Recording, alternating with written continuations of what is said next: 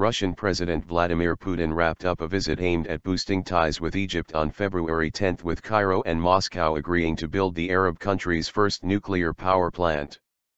Putin's two-day visit came with Moscow seeking to strengthen relations with the most populous Arab country at a time when Cairo's alliance with Washington has frayed.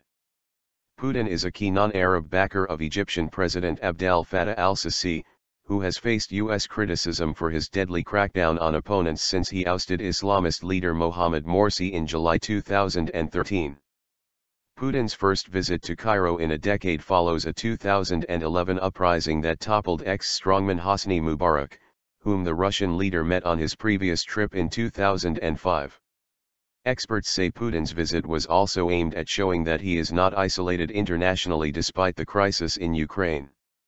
On Tuesday, Putin and Sisi made a brief statement to reporters after Russian and Egyptian officials signed a memorandum of understanding to build a nuclear power plant in Deibat on the Mediterranean coast, Egypt's first such facility. Egypt had taken steps in the early 1980s to launch a nuclear plant to produce electricity in Deibat, but it was shut down after the Chernobyl disaster in 1986. Putin and Sisi did not take any questions from reporters during their joint statement. When the Russian leader arrived on Monday, he held brief talks with Sisi, and the two later attended a concert at the Opera House before dining in the capital's landmark Cairo Tower. Putin also gave a Kalashnikov assault rifle to Sisi as a gift. Putin was received with a guard of honor and a 21-gun salute, while posters of the Russian leader were plastered on Cairo's main roads greeting him in Russian, Arabic and English. Russia hosted Sisi's predecessor Morsi during his one-year presidency despite having banned the Islamists' Muslim Brotherhood as a terrorist group in 2003. But Moscow was also one of the first countries to endorse Sisi's presidency last year. Sisi visited Russia when he was defense minister soon after ousting Morsi amid deteriorating relations with Washington, and he followed up with an August 2014 trip as president.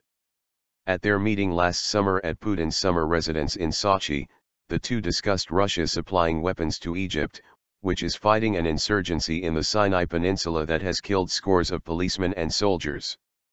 Moscow has sought to secure a larger slice of the Egyptian arms market after Washington suspended some weapons deliveries in the immediate aftermath of Sisi's crackdown on Morsi supporters.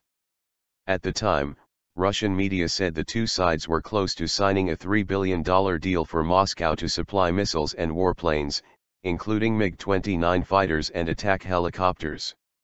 However, Washington has since resumed its annual $1.5 billion in aid to Egypt, also delivering Apache helicopter gunships to fight jihadists in Sinai.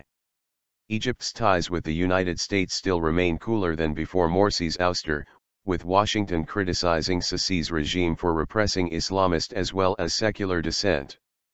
Washington also regularly criticizes the Egyptian judiciary for handing down lengthy prison sentences to Morsi supporters and secular activists, after often speedy trials.